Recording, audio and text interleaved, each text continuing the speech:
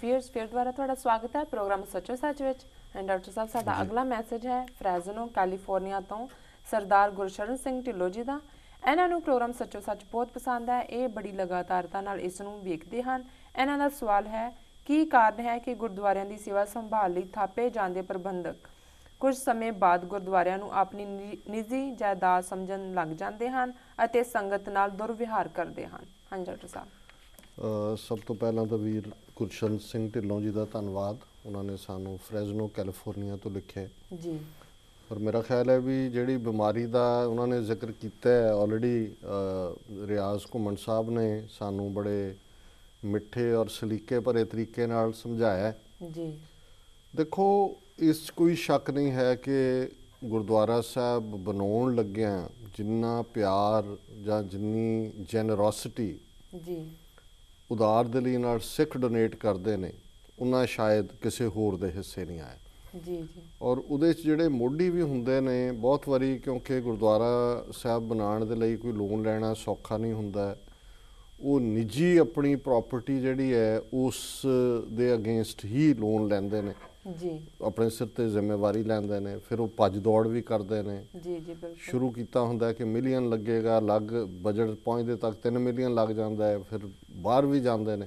ਸੋ ਆਪਣਾ ਵਕਤ, ਧਿਆਨ ਔਰ ਆਪਣਾ ਸਰਮਾਇਆ ਉਹ ਲਾਉਂਦੇ ਨੇ। ਜੀ ਜਦੋਂ ਤਿਆਰ ਹੋ ਜਾਂਦਾ ਹੈ, ਬਣ ਜਾਂਦਾ ਹੈ, ਫਿਰ ਜਿਹੜਾ ਹੈ ਉਦੋਂ ਸ਼ੁਰੂ ਹੋ ਜਾਂਦੀ ਹੈ ਫਿਰ ਚੌਧਰ ਦੀ ਦੌੜ।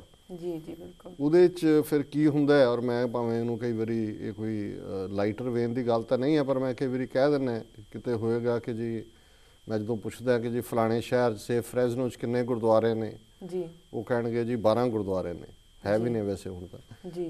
ਤੇ ਫਿਰ ਮੇਰਾ ਹੁੰਦਾ ਮੈਂ ਕਿ ਜੀ ਬਸ ਪਹਿਲਾਂ ਬਣਾਉਣਾ ਔਖਾ ਹੁੰਦਾ, ਫਿਰ ਬਣਦੇ ਜਾਂਦੇ ਆ, ਕਿਉਂਕਿ ਉਹ 12 ਦੀ ਜੇ ਤੁਸੀਂ ਜੜ ਦੇਖੋਗੇ ਤਾਂ ਉਹੀ ਹੋਏਗਾ ਵੀ ਇੱਕ ਬਣਿਆ ਸੀ, ਉੱਥੋਂ ਲੜ ਪਏ, ਉਹਨਾਂ ਨੇ 2 ਬਣਾ ਲਿਆ, ਜਿਹੜੇ ਲੜ ਕੇ ਦੂਜੇ ਪਾਸੇ ਗਏ ਉਹਨਾਂ 'ਚੋਂ ਵੀ ਅੱਗੋਂ 2 ਬਣ ਗਏ, ਉਹਨਾਂ ਨੇ ਅੱਗੋਂ ਬਣਾ ਲਿਆ। ਤੇ ਇਸ ਤਰ੍ਹਾਂ ਪੂਰੀ ਮਾਲਾ ਬਣਾ ਕੇ ਛੱਡਦੇ ਨੇ ਫਿਰ ਜਦੋਂ ਤੱਕ। ਔਰ ਇਹੀ ਹਾਲ ਕਾਨੂੰਨੀ ਲੜਾਈ ਦਾ। ਫਿਰ ਜਿਹੜੇ ਲੜਦੇ ਨੇ ਪਹਿਲਾਂ ਤਾਂ ਮਾੜਾ ਇਮੇਜ ਗੁਰਦੁਆਰਿਆਂ 'ਚ, ਗੁਰੂ ਦਾ ਅਪਮਾਨ, ਸੰਗਤ, ਬੱਚੇ ਟਰਨ ਆਫ ਹੁੰਦੇ ਨੇ ਵੀ ਹਰ ਵਾਰੀ ਲੜਾਈ। ਫਿਰ ਅਦਾਲਤਾਂ 'ਚ ਜੱਜਾਂ ਦੇ ਸਾਹਮਣੇ ਜਾ ਕੇ ਝੂਠ ਦੋਨੋਂ ਧਿਰਾਂ। ਫਿਰ ਉਦੋਂ ਤੱਕ ਲੜਦੇ ਰਹਿੰਦੇ ਨੇ ਜਦੋਂ ਤੱਕ ਕਾਨੂੰਨ ਉਹਨਾਂ ਦੀ ਸਾਈਡ 'ਤੇ ਨਹੀਂ ਹੁੰਦਾ ਵੀ ਹਾਰ ਗਏ ਚਲੋ ਅਪੀਲ ਕਰ ਦਿਓ। ਜੀ ਜੀ। ਔਰ ਵਕੀਲਾਂ ਨੂੰ ਪੂਰਾ ਲੁਟਾਉਂਦੇ ਨੇ ਪੈਸਾ। ਔਰ ਉਹਨਾਂ ਦਾ ਜਿਹੜਾ ਇਹ ਰੀਜ਼ਨ ਹੈ, ਫਿਰ ਕੀ ਹੁੰਦਾ ਹੈ ਵੀ ਕੁਛ ਦੇਰ ਬਾਅਦ ਹੁਣ ਇੱਕ ਟਰੈਂਡ ਸ਼ੁਰੂ ਹੋ ਗਿਆ ਕਿ ਜੀ ਜਦੋਂ ਬਣ ਗਿਆ ਤੇ ਕਬਜ਼ਾ ਲੈਣ ਵਾਲੇ ਹੋਰ ਆ ਜਾਣੇ ਨੇ। ਹੁਣ ਉਹ ਕਨਸਟੀਟਿਊਸ਼ਨ ਇਸ ਤਰੀਕੇ ਨਾਲ ਗੁਰਦੁਆਰਿਆਂ ਦੇ ਲਿਖਦੇ ਨੇ ਜੀ ਅਸੀਂ ਡਾਇਰੈਕਟਰ ਹਾਂ, 5 7 10 ਜਿੰਨੇ ਬਣੇ ਨੇ, ਤੇ ਸੰਗਤ ਨੂੰ ਕਹਿਣਗੇ ਗੁਰਦੁਆਰਾ ਬਣਾਇਆ ਨਿੱਜੀ ਜਾਇਦਾਦ ਹੁੰਦਾ ਜੀ ਜੀ, ਕਿ ਉਹਨਾਂ ਤੋਂ ਬਿਨਾਂ ਉਹ ਨਾ ਕਿਸੇ ਨੂੰ ਨਾਲ ਜੁਆਇਨ ਕਰਵਾਉਣ। ਉੱਥੇ ਫਿਰ ਨਵੀਂ ਲੜਾਈ, ਫਿਰ ਸੰਗਤ ਵਾਲਿਆਂ 'ਚੋਂ ਕੋਈ ਪਹੁੰਚ ਜਾਂਦਾ ਅਦਾਲਤਾਂ 'ਚ ਕਿ ਜੀ ਇਹ ਕਿਵੇਂ ਜੀ। ਸੋ ਮੈਂ ਸਮਝਦਾ ਵੀ ਇਹਦਾ ਸਲਿਊਸ਼ਨ ਰਿਆਜ਼ ਸਾਹਿਬ ਨੇ ਦਿੱਤਾ। ਇਹ ਸਾਡੀ ਹਉਮੈ ਦਾ ਪ੍ਰਤੀਕ ਹੈ। ਅਸੀਂ ਆਪਣੀ ਐਨਰਜੀ, ਆਪਣੀ ਤਾਕਤ ਜ਼ਾਇਆ ਕਰ ਰਹੇ ਜੀ। ਗੁਰੂ ਦੀਆਂ ਵੀ ਕੋਈ ਖੁਸ਼ੀਆਂ ਨਹੀਂ ਨੇ। ਗੁਰਦੁਆਰਾ ਤਾਂ ਸਾਡੇ ਲਈ ਜਿਹੜਾ ਕੁਛ ਸਿੱਖਣ ਦੀ ਥਾਂ, ਇਬਾਦਤ ਦੀ ਥਾਂ, ਪੰਥ ਲਈ ਕੁਛ ਕਰ ਸਕਣ ਦੀ ਗੱਲ, ਬੱਚਿਆਂ ਨੂੰ ਪੰਜਾਬੀ, ਗੁਰਮਤ ਵਿੱਦਿਆ, ਸੰਗੀਤ ਇਹਨਾਂ ਦੇ ਨਾਲ ਜੋੜਨ ਦੀ ਗੱਲ, ਇਤਿਹਾਸ ਨਾਲ ਜੋੜਨ ਦੀ ਗੱਲ। ਪਰ ਜੇ ਅਸੀਂ ਕੁੱਲ ਬਣਾ ਕੇ ਦੇਖੀਏ ਵੀ ਕਿੰਨੇ ਕੁ ਗੁਰਦੁਆਰੇ ਸਾਡੇ ਉਸ ਪਾਸੇ ਨੇ ਜੀ। ਤੁਹਾਨੂੰ ਕਿਸੇ ਗੁਰਦੁਆਰੇ 'ਚ ਗਿਆ 4 ਕਿਤਾਬਾਂ ਨਹੀਂ ਮਿਲਦੀਆਂ। ਜੇ ਕੋਈ ਤੁਹਾਡੇ ਨਾਲ ਗੈਸਟ ਗਿਆ ਤੁਸੀਂ ਉਹਨਾਂ ਨੂੰ ਕਹੋ ਕਿ ਉਹ ਹੈ ਨਹੀਂ ਹੈ ਜੀ। ਅਦਾਲਤਾਂ ਲਈ, ਵਕੀਲਾਂ ਲਈ ਲੱਖਾਂ ਡਾਲਰ ਇਕੱਠੇ ਹੋ ਜਾਂਦੇ ਨੇ, ਲੱਗਦੇ ਨੇ। ਕਈ ਗੋਲਕ ਦਾ ਵੀ ਇਸਤੇਮਾਲ ਕਰਦੇ ਨੇ ਉਹਦੇ ਲਈ ਫਿਰ ਜੀ ਜੀ। ਸੋ ਮੈਂ ਸਮਝਦਾ ਵੀ ਉਹਨਾਂ ਦਾ ਸਵਾਲ ਬੜਾ ਜਾਇਜ਼ ਹੈ ਕਿ ਵੀ ਉਹ ਕਿਉਂ ਦੁਰਵਿਹਾਰ ਕਰਦੇ ਨੇ ਜੀ। ਕਿਉਂਕਿ ਉਹ ਨਿਮਰਤਾ ਖਤਮ ਹੋ ਜਾਂਦੀ ਹੈ। ਇਹ ਉਹਨਾਂ ਨੂੰ ਭੁੱਲ ਜਾਂਦਾ ਹੈ ਕਿ ਭਾਈ ਇਹ ਗੁਰੂ ਦਾ ਦਵਾਰ ਹੈ, ਇਹ ਸਾਡਾ ਘਰ ਨਹੀਂ ਹੈਗਾ ਜੀ ਜੀ। ਅਸੀਂ ਤਾਂ ਜਗਿਆਸੂ ਹਾਂ, ਸਿੱਖ ਹੈ। ਅਸੀਂ ਸਿੱਖਣਾ ਹੈ ਗੁਰੂ ਤੋਂ, ਤੇ ਗੁਰੂ ਵੱਲ ਅਸੀਂ ਪਿੱਠ ਕਰ ਲੈਂਦੇ ਤੇ ਫਿਰ ਉਹਨੂੰ ਅਸੀਂ ਇਸ ਤਰ੍ਹਾਂ ਹੀ ਸਮਝਦੇ ਹਾਂ ਜਿਵੇਂ ਕਿ ਇੱਥੇ ਗੋਰੇ ਜਿਹੜੇ ਨੇ ਆਪਣਾ ਮਿਲ ਕੇ ਕਲੱਬ ਬਣਾਉਂਦੇ ਨੇ, ਜਿਵੇਂ ਉਹ ਰਨ ਕਰਦੇ ਨੇ ਜੀ ਜੀ। ਸੋ ਬਹੁਤ ਸਾਰੀਆਂ ਥਾਵਾਂ ਦੇ ਉੱਤੇ ਇਹ ਇਸ ਕਿਸਮ ਦਾ ਵਤੀਰਾ ਹੈ। ਨਤੀਜਾ ਸੰਗਤ ਦੂਰ ਹੋ ਰਹੀ ਹੈ, ਬੱਚੇ ਧਰਮ ਤੋਂ ਦੂਰ ਜਾ ਰਹੇ ਨੇ ਜੀ। ਦੂਸਰੇ ਜਿਹੜੇ ਸ਼ਿਕਾਰੀ ਬੈਠੇ ਨੇ ਉਹਨਾਂ ਨੂੰ ਫਾਹਣ ਦਾ ਯਤਨ ਕਰ ਰਹੇ ਨੇ ਜੀ ਜੀ। ਤੇ ਅਸੀਂ ਆਪਣੀ ਜਿਹੜੀ ਸਥਿਤੀ ਹੈ ਉਹ ਹਾਸੋਹੀਣੀ ਕੀਤੀ ਹੋਈ ਹੈ। ਸੋ ਵੀਰ ਗੁਰਸ਼ਰਨ ਸਿੰਘ ਢਿੱਲੋਂ ਜੀ ਦਾ ਧੰਨਵਾਦ ਕਿ ਉਹਨਾਂ ਨੇ ਇੱਕ ਜਿਹੜੀ ਬਿਮਾਰੀ ਹੈ ਜਿਹੜੀ ਹਰ ਸ਼ਹਿਰ 'ਚ ਹੈ, ਹਰ ਪਿੰਡ 'ਚ ਹੈ ਜੀ ਜੀ, ਕੋਈ ਇਹਦੇ ਤੋਂ ਬਚਿਆ ਨਹੀਂ ਹੋਇਆ, ਉਸ ਬਿਮਾਰੀ ਵੱਲ ਸਾਡਾ ਧਿਆਨ ਦਿਵਾਇਆ ਜੀ।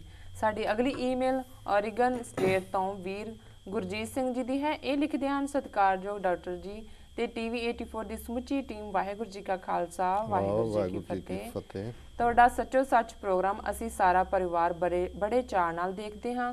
ਅਸੀਂ ਵਾਹਿਗੁਰੂ ਅੱਗੇ ਤੁਹਾਡੀ ਲੰਮੀ ਉਮਰ ਤੇ ਤੰਦਰੁਸਤੀ ਲਈ ਅਰਦਾਸ ਕਰਦੇ ਹਾਂ। ਅੱਜ ਕੱਲ੍ਹ 84 ਦੇ ਘੱਲੂਘਾਰੇ ਬਾਰੇ ਸਾਰੇ ਪਾਸੇ ਚਰਚਾ ਚੱਲ ਰਹੀ ਹੈ। ਇਸ ਵਿੱਚ ਜ਼ਿਆਦਾ ਜ਼ੋਰ ਇਸ ਗੱਲ ਤੇ ਲੱਗ ਰਿਹਾ ਹੈ ਕਿ ਕਸੂਰ ਕਿਸ ਦਾ ਹੈ। ਮੇਰਾ ਇਹ ਮੰਨਣਾ ਹੈ ਕਿ ਸਾਰਾ ਕਸੂਰ ਹੀ ਹਿੰਦੂ ਸ਼ੈਤਾਨ ਸਰਕਾਰ ਦਾ ਹੈ। ਧੰਨ ਧੰਨ ਸ੍ਰੀ ਗੁਰੂ ਗ੍ਰੰਥ ਸਾਹਿਬ ਜੀ ਚ ਲਿਖਿਆ ਹੈ, ਜੇ ਮਾਂ ਹੀ ਆਪਣੇ ਛੋਟੇ ਜਿਹੇ ਬੱਚੇ ਨੂੰ ਜ਼ਹਿਰ ਖਿਲਾ ਦੇਵੇ ਤਾਂ ਉਸ ਨੂੰ ਕੌਣ ਬਚਾ ਸਕਦਾ ਹੈ। ਤੁਸੀਂ ਜਿਹੜੀ ਮਰਜ਼ੀ ਅਦਾਲਤ ਵਿੱਚ ਇਸ ਕੇਸ ਨੂੰ ਲੈ ਜਾਵੋ, ਕਸੂਰ ਮਾਂ ਦਾ ਹੀ ਨਿਕਲੇਗਾ। ਇਸੇ ਹੀ ਤਰ੍ਹਾਂ ਜੇ ਕੋਈ ਸਰਕਾਰ ਆਪਣੀ ਫੌਜ ਨਾਲ ਆਪਣੇ ਹੀ ਲੋਕਾਂ ਤੇ ਟੈਂਕਾਂ, ਤੋਪਾਂ ਤੇ ਜਹਾਜ਼ਾਂ ਨਾਲ ਹਮਲਾ ਕਰੇ ਤੇ ਲੋਕ ਵੀ ਉਹਨਾਂ ਜਿਨ੍ਹਾਂ ਨੇ ਹਿੰਦੁਸਤਾਨ ਨੂੰ ਆਜ਼ਾਦ ਕਰਵਾਇਆ ਤੇ ਭੁੱਖਿਆਂ ਦਾ ਢਿੱਡ ਵੀ ਅੰਨ ਨਾਲ ਭਰਿਆ, ਸਾਰੇ ਦਾ ਸਾਰਾ ਕਸੂਰ ਸਰਕਾਰ ਦਾ ਹੀ ਨਿਕਲੇਗਾ।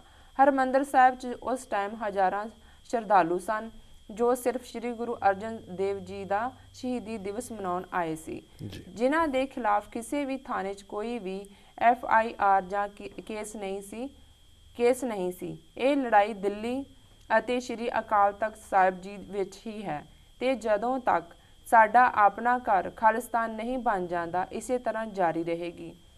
ਜਿੰਨਾ ਚਿਰ ਧਰਤ ਸੁਮਾਲ ਹੈ, ਜਿੰਨਾ ਚਿਰ ਸਾਨ ਇਮਾਲ ਹੈ, ਜੰਗ ਹੋਵੇਗੀ ਸੋਹਣਿਆ, ਲਹੂ ਜਿੰਨਾ ਚਿਰ ਲਾਲ ਹੈ। ਹਾਂਜੀ ਡਾਕਟਰ ਸਾਹਿਬ। ਸਭ ਤੋਂ ਪਹਿਲਾਂ ਤਾਂ ਵੀਰ ਗੁਰਜੀਤ ਸਿੰਘ ਜੀ ਦਾ ਧੰਨਵਾਦ, ਜਿਨ੍ਹਾਂ ਨੇ ਸਾਨੂੰ ਔਰੀਗਨ ਤੋਂ ਲਿਖਿਆ ਜੀ। ਇਹ ਬੜੇ ਪਿਆਰੇ ਵੀਰ ਨੇ ਔਰ ਮੈਨੂੰ ਯਾਦ ਹੈ ਕਿ ਲਗਭਗ 20 ਸਾਲ ਪਹਿਲਾਂ, 22-23 ਸਾਲ ਪਹਿਲਾਂ ਹੀ ਜੀ ਇਹ ਲਾਸ ਏਂਜਲਸ ਰਹਿੰਦੇ ਸੀ, ਕੈਲੀਫੋਰਨੀਆ। ਜੀ। ਤੇ ਉਦੋਂ ਵੀ ਕਵਿਤਾ ਦਾ ਸ਼ੌਕ ਸੀ। ਜਦੋਂ ਤੁਸੀਂ ਈਮੇਲ ਪੜ੍ਹ ਰਹੇ ਸੀ ਤੇ ਮੈਂ ਕਿਹਾ ਅਜੇ ਤੱਕ ਕਵਿਤਾ ਨਹੀਂ ਆਈ, ਕਿਉਂਕਿ ਉਦੋਂ ਵੀ ਇਹਨਾਂ ਨੇ ਬੜੀ ਖੂਬਸੂਰਤ ਕਵਿਤਾ ਹੋਣੀ। ਜੀ। ਤੇ ਜਦੋਂ ਕੋਈ ਮੀਟਿੰਗ ਚੱਲ ਰਹੀ ਹੈ, ਇਕੱਠ ਚੱਲ ਰਿਹਾ ਹੈ, ਸੋ ਇਹਨਾਂ ਦਾ ਸ਼ੌਕ ਵੀ ਸੀ ਔਰ ਬੜੇ ਚਾਅ ਨਾਲੇ ਕਵਿਤਾ ਸੁਣਾਉਂਦੇ ਵੀ ਸੀ। ਜੀ। ਹੁਣ ਵੀ ਇਹਨਾਂ ਨੇ ਔਰੀਗਨ 'ਚ ਆਪਣਾ ਕਾਰੋਬਾਰ ਲਿਆ, ਮੈਨੂੰ 1-2 ਵਾਰ ਸੀਐਟਲ ਮਿਲੇ ਨੇ ਜੀ।